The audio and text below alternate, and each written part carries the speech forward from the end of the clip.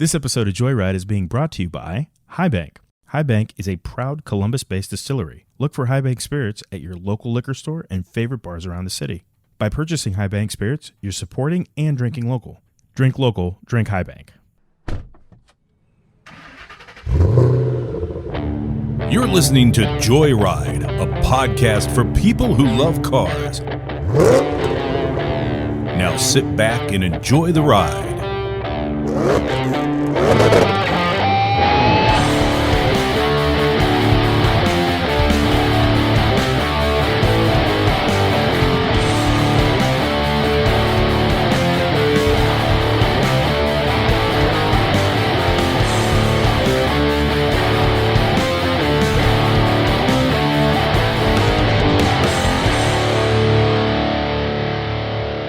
Welcome to the Joyride podcast.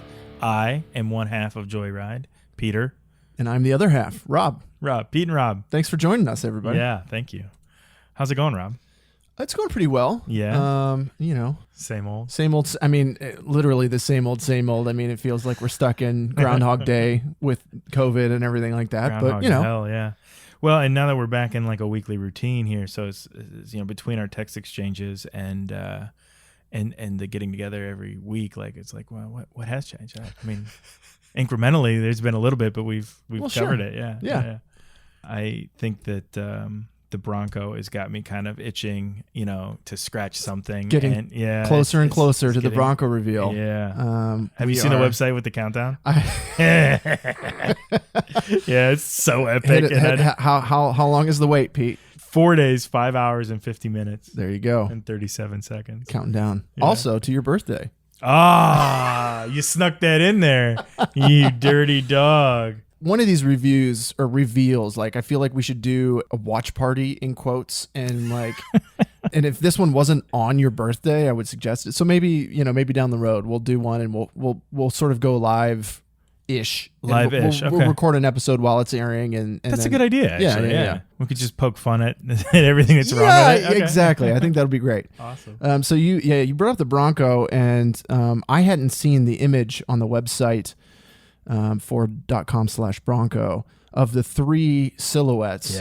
Before. So last week, do you remember me saying like I was reasonably worried that it was just going to be a little bit bigger than a Wrangler and totally unusable for me, right? Yeah. And silhouette number one is exactly what it is. However, it is exactly what I want a Bronco to be. So there's this like stress in my life, like the second silhouette looks like it might work for me.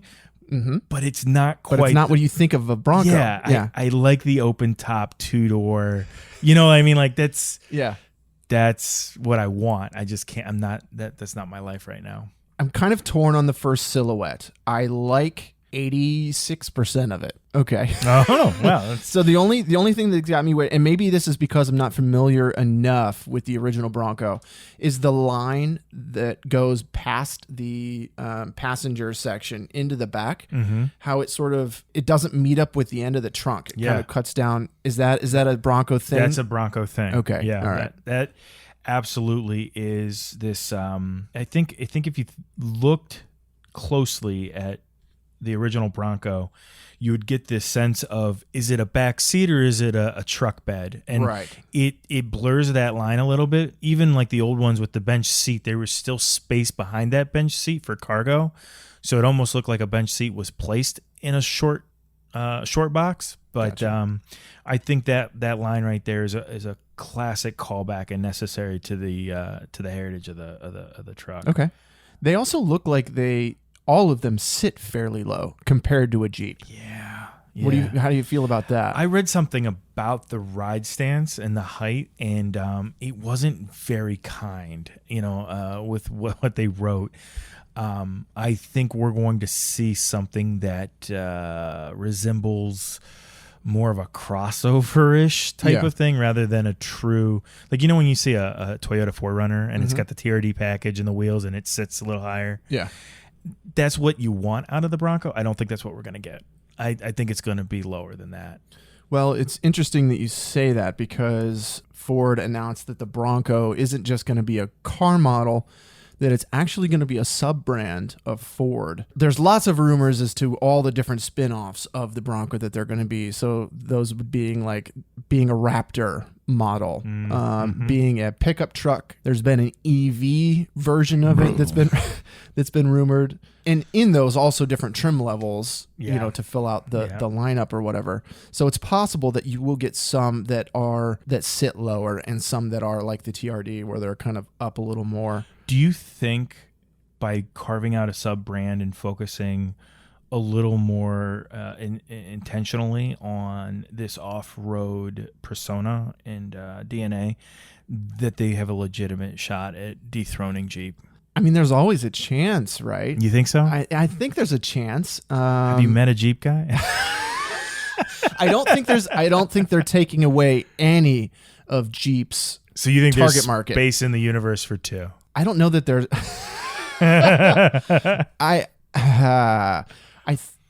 It's a tough question. It's a tough question because I feel like if you're either buying a Jeep or one of their brands, or you're going to buy a pickup truck if you want an off-road type vehicle. Is the new Bronco going to be a good enough thing to steer people away who would maybe normally go buy a pickup truck, some sort of heavier duty thing like that?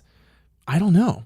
And it's a huge risk if they're going to blow out an entire brand. Jeep Rubicon or Ford Bronco? Right. Yeah. What do you pick? Right.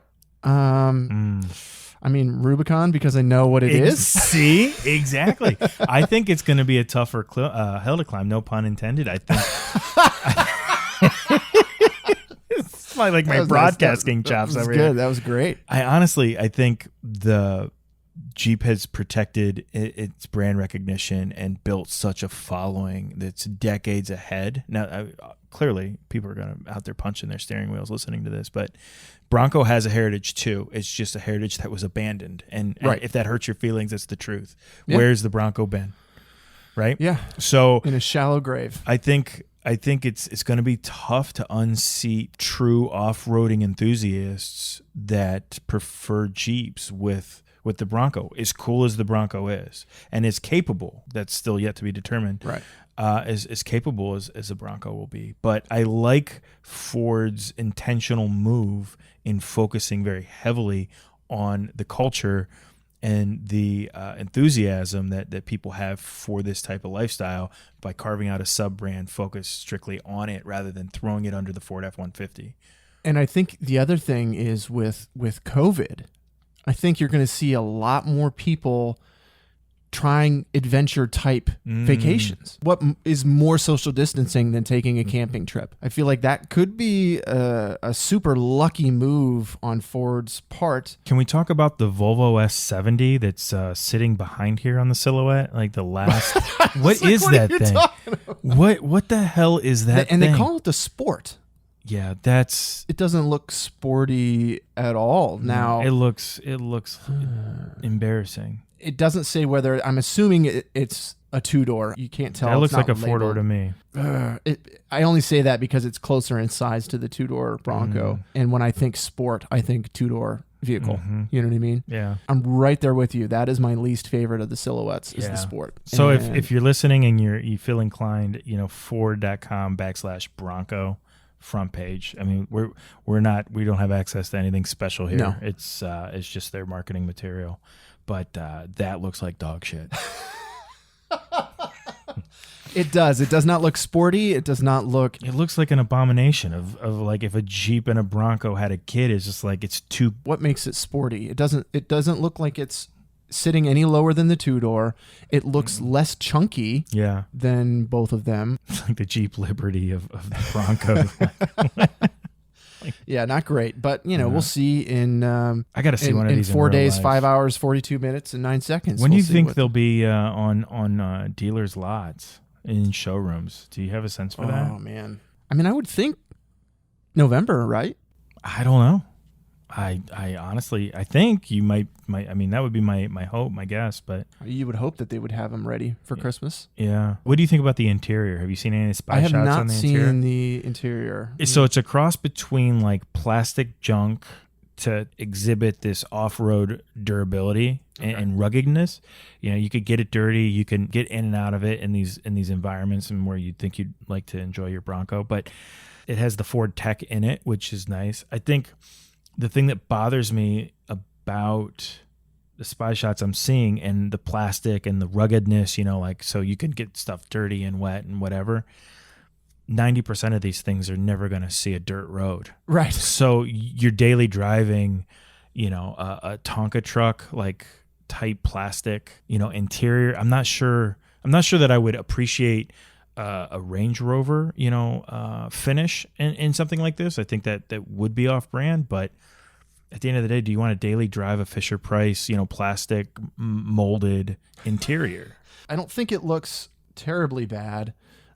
Nice big screen, which I think is cool on the shot that I've got right now. I like the integrated oh shit handle for the passenger. Yeah. I think that's good. But I'm with you. Plastic is so hard to gauge just by pictures. Yeah. You can't tell. And again, the thing I'm looking at is not only an automatic transmission, but it's one of those Ford like spin dial electronic engagement shifters. So when you're off-roading and you're rock crawling, right? I mean, I say this like I've done it. I've never done it, but you want to be able to pick your gears. Yeah, I wonder if there'll be some different driving modes that you can select with the spin dial that don't come in normal Ford vehicles. So what I'm reading, it looks like, and this is according to Road and Track, they're anticipating the Bronco being available with a manual gearbox. Ford is one of those brands that's usually pretty good about doing that.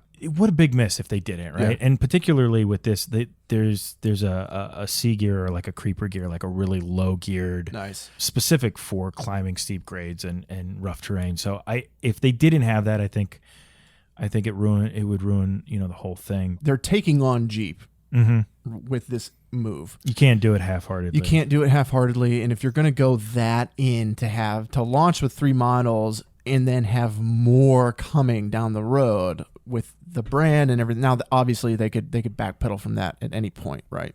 Yeah. To not have a manual as an option, I think would be a huge miss. I know that they would need to sell an automatic because, of course, 90% of the units will never be used like they're intended to. But yeah, you got to have it. I don't know. I'm excited. I don't know if this is enough to move me into a Ford or not, but it's close. It's the closest I've been. So you're not really a Ford guy? No. No. I can appreciate a Ford. I often look at them, especially in the right setups. I'm like, oh, that's a nice truck. But by and large, the closest I ever got to buying one was 3 years ago, and I couldn't do it. I just couldn't get there. What model was it? It was a Ford F-150. Oh, okay. Yeah, it was a Lariat. Okay. Like, so it had the seats and the tech and all that stuff, but I just couldn't do it. I don't, you know, this is for a special listener, but you know why Chevys rust more than Fords, right? No, why is that? Because they last longer.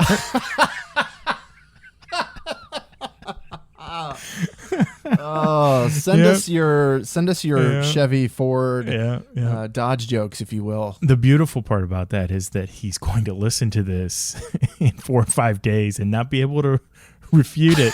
You just have to take it. It's out there. It's out there in the world now. Yeah. Well, we've talked a lot about the Bronco and our clear enthusiasm for it coming out. What else is on your mind this week? The other piece of news I have is in 2021, Mazda's bringing out a new Mazda 3 with a turbocharged engine.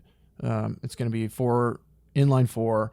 It's going to have 250 horsepower and 320 foot-pounds of torque. Wow. And it sounds like it's going to be sedan and hatchback. Okay. So they're kind of getting into that hot hatch type market. And so that's going to be faster than the Veloster N to 60. The Veloster N will do it in 5.5, and this is supposed to do it in 5.3 or something like that. Both quick. Both fast. Yeah. The downside is no manual. They've already announced that. You know, in 2006, when you wanted to do a 0 to 60 in close to 5 seconds, you need a Corvette. Right. I mean, isn't that insane? Everything is so fast now. Yeah, and apparently you're going to be able to order this engine in next year's lineup. A few cars are going to come out. Will have this 2.5 liter inline 4 as an option if you buy it new. But the Mazda 3 is coming out 2021. How are you on Mazda as a brand? Really? You know, I've been in a couple Mazdas. They're I can appreciate them depending on what I'm trying to achieve, right? So a while ago when I was looking for a new car that said I am young, professional, don't have a lot of money, but need a respectable car, I was looking at a Mazda 6 pretty hard. Yeah. Felt like it was a car that I could get into for sub 25 that, you know, other colleagues that were a decade and a half older than me, you know, wouldn't look at as like a trashy, you know, kid car. But being in them and driving them, they're fine. They're not overly enjoyable to drive. The sounds, the performance, it's just all generic in my opinion. The tangible, touchy-feely stuff was just felt cheap to me. Okay. You know, the doors were pretty light and didn't cut down on the road noise very much. The door handles felt cheap. You know, when you go to open it. But yeah, I don't think I'd buy a Mazda right now. Yeah. But there was a time where I thought I was going to. Yeah. Styling wise, I feel like they fit. They're much closer to like a Hyundai than like Honda or Toyota. Yeah. Mazda used to take some risks back in the day. Like they de-risked their whole lineup, and now it's very safe and very safe and very samey too. Yeah. I mean, everything has that same front grille on it with exception to the Miata. The Miata is like the only thing. Right. And I feel like this conversation exists outside of the Miata because as auto enthusiasts, we have to like the Miata. That's just a thing. Yep. Yeah, it's weird. Like if you look at like a CX-5 or, you know, it's got the same grille as the 3. CX-5, CX-7, everything. Mazda 3, Mazda 6. I mean, so their design cues, I mean, and it's not bad. I don't think it's bad. It's not ugly. It's intentional. Just, yeah. But it's broad in its appeal, and I think that's the purpose. You remember the Mazda 626? No. It was like a straight inline 6-cylinder. Okay. I think it was a straight inline 6, and it was supposed to be pretty beefy from a performance perspective. Yeah. But this is like when Mazda still had the weird circle emblem, like not the dove flying, or what do you call that thing? I don't even know what that is. It just looks like an M to me. Yeah, okay. It looked like a seagle, silhouette of a seagull flying away. Maybe because I think it looks like bird shit. I don't know. No. Do you have it pulled up? I've got a picture of a 2002 Mazda 626. It may be with the new badging, but it looks like it does. Yeah, it does have the new M on it. It does kind of look like a bird flying. I will never be able to unsee that now. Thanks, Pete. Yeah. Oh yeah. So you said you're looking at it in 2002? 2002. Yeah, that was like the last model year for them. Yeah. I'm thinking about the 94, 5, 6, 7. Okay. They used to have different lanes, right? Now I feel like they're all the same. Yeah. Again, with the exception of the Miata. Well, and that's the weird thing about they have what a lot of, now I've never driven a Miata personally, but what a lot of people refer to the Miata, not only is it just an all around great sports car, potentially the greatest sports car that you can buy from just an all around perspective, but the manual transmission in those things is supposed to be really, really, really nice. Now, I don't know why then they don't use some of that in the new model, the Mazda 3. Mm-hmm. You know, it's a sportier car. They're going after, you know, the Civic Type R with those numbers. They're going after the Veloster N with those numbers. Why no manual? Both of those cars offer a manual transmission in them. And I feel like we could probably talk about that in every single episode of this podcast. Right. We have to be careful that we don't, because people are going to stop listening to us bitch about no manuals. But it's just a weird thing when they are known for making a car with such a great manual transmission that it hasn't found its way into other things. Yeah. I think that's how you build the organization, though. You know, depending on the silos that maybe their design teams don't talk to each other. Maybe their engineers don't talk to each other, right? I mean, in an ideal world, they should or they would, but everybody builds an organization differently. And I know the Miata is sort of special because it is its own thing. Like it uses very, you know, it's its own chassis. It's everything is specially developed for it. So Yeah. Maybe that's part of it too. Yeah, that could be. Well, I got a couple fun questions for you, I think. Okay. And this is really stems from some text messages we've had. You sent me a really beautiful car. I did. You did. Yeah. And quite frankly, I tried to cancel this podcast because I didn't want to see you in person. I was mad at you for not buying this car. The color setup was beautiful. Yes. You rarely see a red on black leather 6-speed with black wheels. Yeah. Factory black wheels. Yes.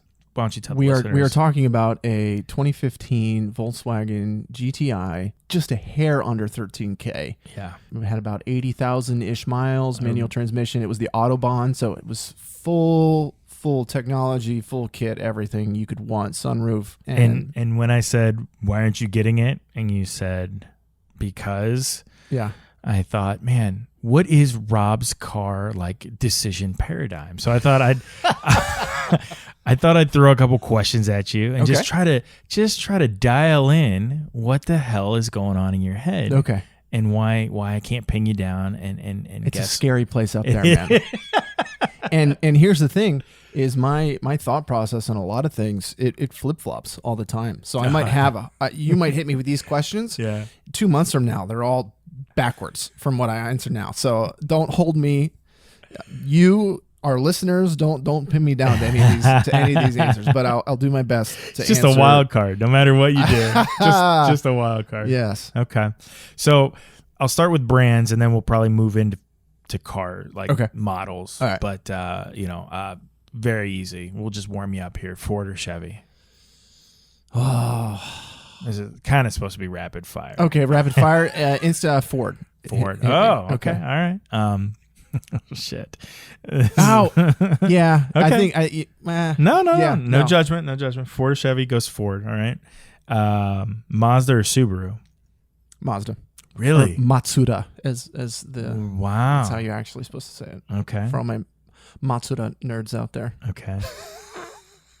I just love the Miata so much. I think I've always loved that car from the first generation all the way up to the current one. And the boxer engine and the Subarus just don't do it for you, huh? It's not that. It's that the Subaru, if you're not super familiar with cars, you could look at a Miata and think that's something special. You could look at like a WRX and think that's a Toyota Corolla. You know what I mean? Yeah. Okay. No, man, that's good. That's good logic. I appreciate that. Okay. I think I know the answer to this one. Honda or Toyota? Honda. Okay. Now, does the answer change if I say early 90s Honda or Toyota? Ooh. Gosh, I like a lot of both of those. Mm-hmm. Because Toyota has one of my favorite cars on planet Earth under their thing, and that is the Mark IV Toyota Supra. And I hate myself that I didn't put that on our list of 5 cars back when we did it. Yep. That was one of the cars where I was like, after making the episode and listening to it and editing it, I could not believe I didn't incorporate a Mark IV Supra on that list. Yeah. I think there's a few people that thought that about it. It's a popular car. People like that car. But I feel like Honda for me has more hits. Not debatable though, but I agree. But Rob's got money in his pocket. Oh, I'm going out and buying a Toyota Supra. Are you? Okay. Yeah. Like I'm going to a JDM. I'm going to buy right-hand drive Toyota Supra over anything Honda if I had the choice. Yeah. Okay. All right. Mustang versus Corvette. Now this hurts me because I have been preparing to get the next car, which is part of what spurred this discussion on. And I am cross-shopping those two exact cars. I'm looking at 2014s and lower Mustang GTs that maybe are a little bit nicer kept, and 2015 Mustang GTs that have been more miles put on them and whatever, because they're about the same price. And C6 Corvettes. I think now is this damn okay. We're gonna get you to buy a car, Robert. No. So I think as far as history goes, I think I go Corvette because I like more generations of the Corvette than I do the Mustang. Okay. I don't like kind of where Mustang is right now. I like the 2015 to like 2017, and I liked their retro version, some of them. But you see so many of those over the last, we'll say, 6 months. I've probably seen hundreds of Mustangs, and I've seen 2 C6 Corvettes, one that on the other side of the highway. So that's how much I'm paying attention for these cars.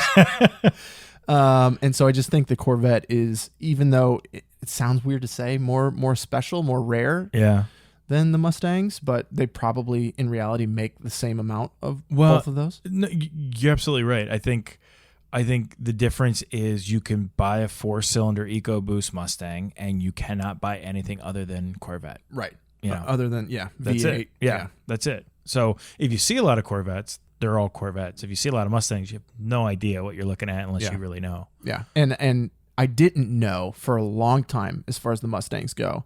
Now I know because I started doing a ton of research on them like 3 years ago when I was initially shopping the Mustangs. So playing off the Corvette, then C6 generation Corvette or equivalent Porsche Carrera.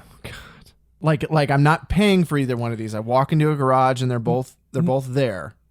You're paying for it, I mean, they cost the same. They're about the same. I mean, cost isn't as much of a driver in the question as, a C6 Corvette and the Porsche, like not the 911 Turbo. Like a Cayman, they're both true sports cars in their DNA. I think I go Porsche on that one. Okay. Yeah.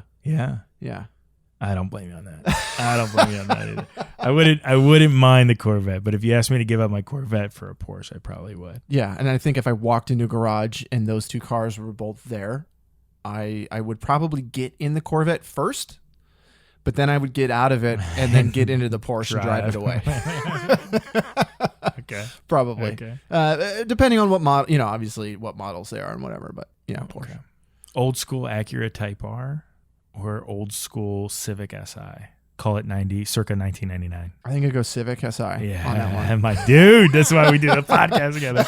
Yeah. Yep. Okay. Those were interesting picks. I don't know that I would have guessed them all. What was the biggest curveball that I threw at you in my answers? The Mazda and over the Subaru. Mazda versus Subaru. Yeah, but I didn't adequately factor in your absolute obsession with Miatas.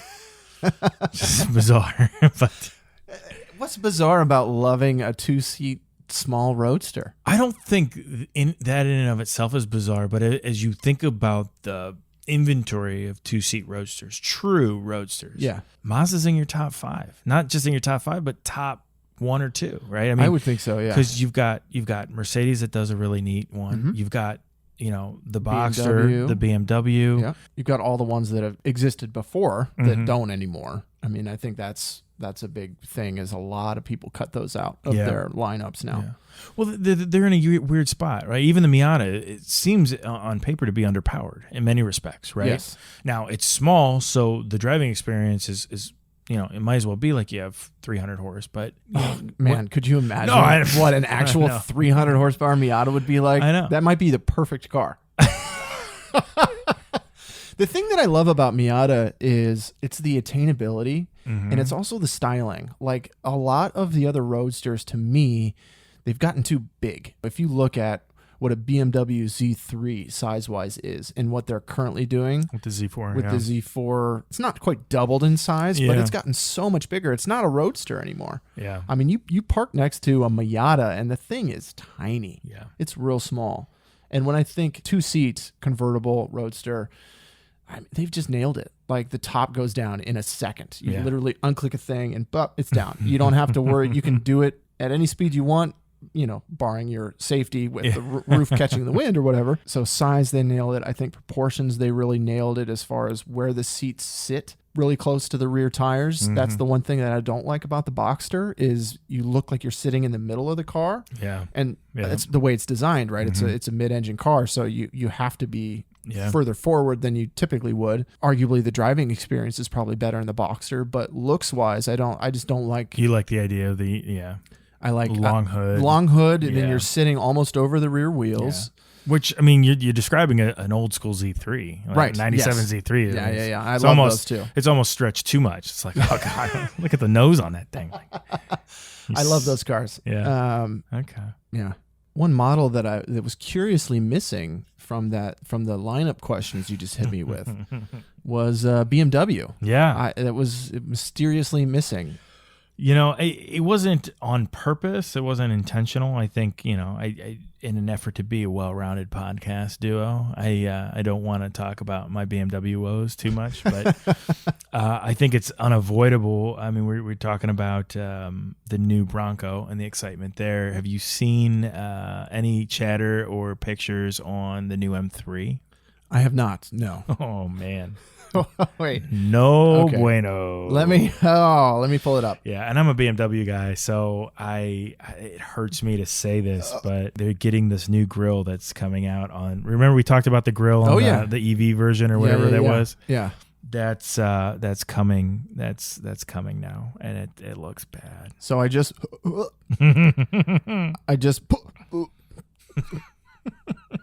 sorry, I just threw up in my mouth a little bit there. Pulled up a picture of a spy shot of it currently on the Car and Driver website. Yeah. It's the article titled 2021 BMW M3 will get the same big mouth as the 4 Series. Now, I think it's interesting first that they're referring to it as a mouth. I know. I always looked at it like nostrils. I kind of considered it like gills, but that doesn't make a lot of sense because they weren't on the side. But Oh, yeah. I love how the first sentence of the article, and I quote, says, "We were hoping it wouldn't happen, period." That is... I hadn't scrolled past the picture Oh, yet, but yes. man. Oh, it's BMW. I know. It's seemingly going to be impressive. Almost 475 horsepower out of a inline six. That's crazy. Twin turbo. There's always that crowd, and I don't blame them, but naturally aspirated, horsepower always feels and smells better. I don't. It looks better. Yeah. Those horses are a different color. Yeah. Right. They gallop better. Yeah. But that looks bad, and I know we're on a podcast and you guys can't see it, and I encourage you to Google it when you can. I'll link the article in the show Okay. notes for everybody. And I'm a BMW guy, and I should be pining after the latest tech M3, and it's just, this is what I'm afraid of. I'm afraid that in my old age, I will only look back at cars, that have come and gone, and think those are the good cars. But isn't that how isn't that how it always is? My dad can't talk about cars with me because all the cars that he thinks are awesome or 70s. or to him, Yeah. like special to him. I want to be more of a well-rounded car, but this, I can't do it. This is terrible. I'm over here what you bitching do. about manual transmissions, EV concepts, and now like styling cues of future cars. I really like the way this looks. If you hold your finger over, just do it with me. Hold your finger over the big nose. If you do that, Yeah. I think it's a solid looking car. I really like the headlight design. I think the wheels on it look good.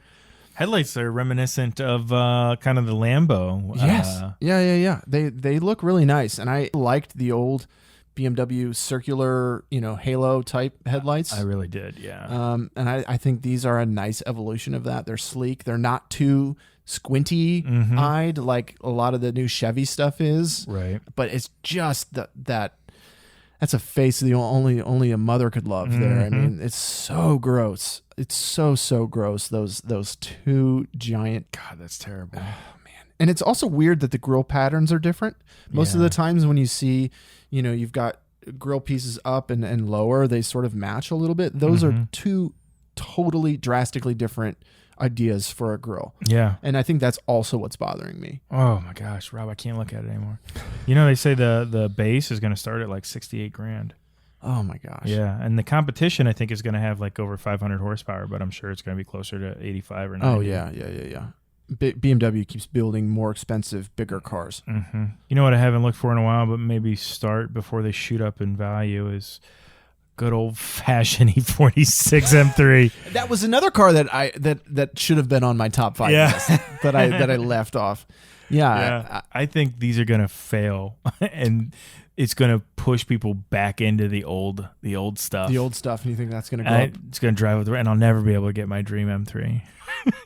Sad as me. Woo. Well, it's hard enough now because the only ones that are for sale are convertible Oh, M3s. I know. Tell me about it. It's disgusting. There's one that's down the street. I saw a guy who was washing it off in his driveway. He's got a black convertible M3, and I wanted to say, hey, like, nice choice for a car, but I just couldn't do it because it was a convertible. And I know that, I don't know if that sounds bad or not, but obviously if he was at a car meet, of course I would go up and talk to him. But it was kind of weird. I was walking my dog in the neighborhood, and it's like, it's kind of a longer driveway too, so I really would have had to yell at the guy. Hey, mister. Yeah. Bad choice in car. I had an opportunity to buy a 2002 M3, red on black, 6-speed manual. It was a convertible. It was like $5,500, $6,500. It ruined, and that's the thing. I didn't do it because I don't want a convertible. It just I hate ruins the lines of it. It absolutely, and that's pretty comparable to.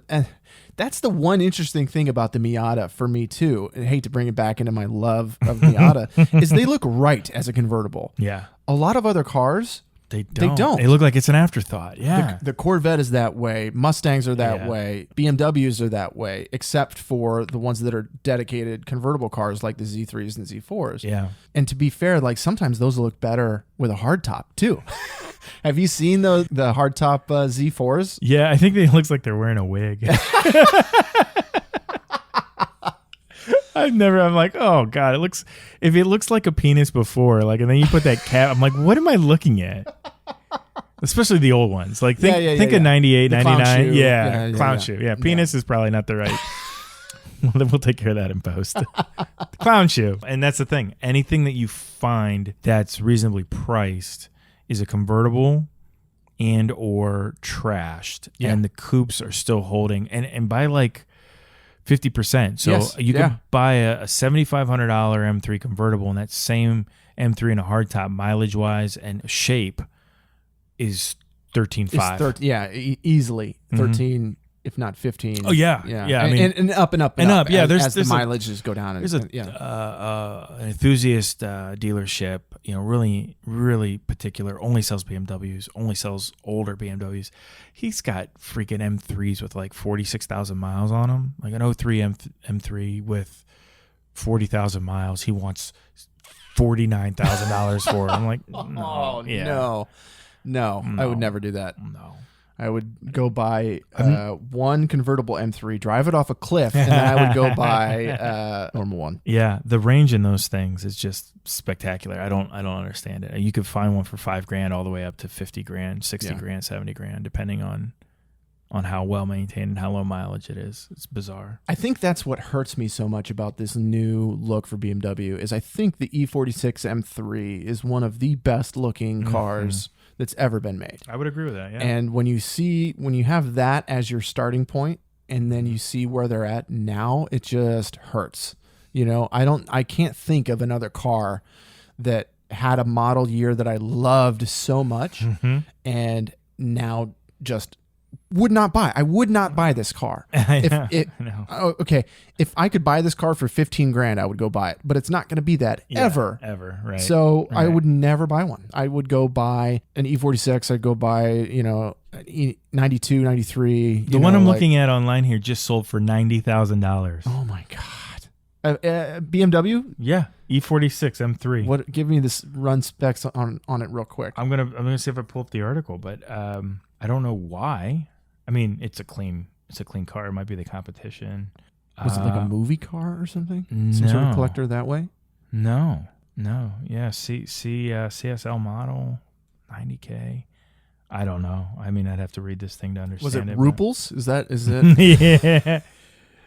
No, I'm telling you, this stuff is difficult to find because it's naturally aspirated. It's the last of last of the naturally aspirated inline six performance cars that BMW made, because after that they went to the big V8. They went to the big V8 after that. Yeah, you're right. So, you're right. They crammed a V8 in that thing. Yeah, ruined it. They didn't ruin it. Well, no. The thing that ruins that car for me is the hump on the hood. Yeah. I don't like that weird little. It should be, if it's going to do that, like just have it be an air intake, like cut a hole in it. It reminded me of what was the Corvette that did that? That put that little like humping piece of glass so you could see the plastic engine cover. You know what I mean? Well, I think that's probably another episode, right? Yeah. Thanks for listening, everybody. Fantastic. Always fun to do these. Always good to see you guys downloading and listening. Yeah. Hit us up with your answers to Pete's list. Yeah. I'm curious to see if what my answers stack up to other people's. So shoot us an email, contact joyridepod@gmail.com with your answers and whether or not you think mine were wrong. Where else can they find us? On Instagram at Joyride Pod. Yeah. Follow us on Instagram, Joyride Pod. Excellent. And the website? Joyridepod.com. There it is. Special thanks to our sponsor yet again, High Bank Distillery, highbankco.com. Thank you to them. Don't drink and drive. If you're in the Columbus area, go make a reservation, swing by. They've made some special social distancing setups. I'll tell you, they have one of the best setups in restaurants that I've seen. I haven't eaten at a restaurant since COVID-19 with the exception of High Bank Distillery, and it's because of the massive amount of space that they have. They actually took down their game room area, opened up the back, so there's more seating back there, and the patio is perfect this time of year. Yeah. So check it out. Good stuff. Always refreshing cocktails, ever-changing menu with the seasons. Delicious, delicious stuff. So yeah, Rob, until next time, enjoy the ride.